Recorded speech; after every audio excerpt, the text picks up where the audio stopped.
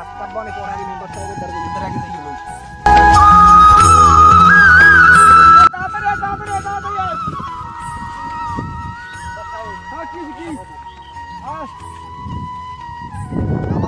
ছাগলের বিষাক্ত হলকে দিছে হ্যাঁ কতটুকু পাই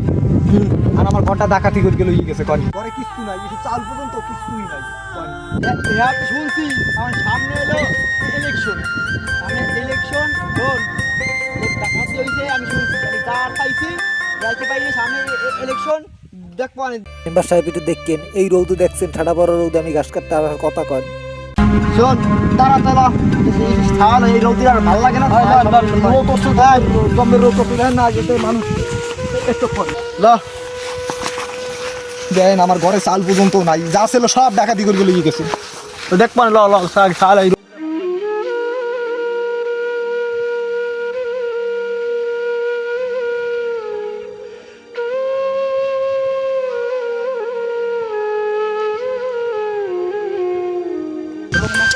দাঁড়ান কলা পাতা খাইতে দিচ্ছি কলা পাতা ময়লা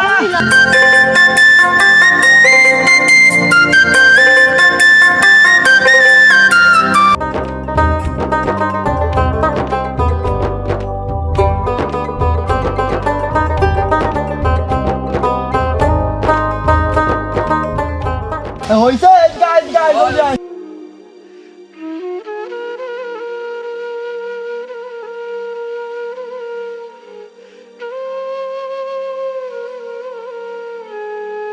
আর কি হইছে ক সব বুঝে ঠিক মতো ঠান্ডা মাথায় খেলেই ক মেম্বার সাহেব হয়েছে কি জানেন আমার গড়টা ডাকাতি করছে এই পরশু দিন রাইতে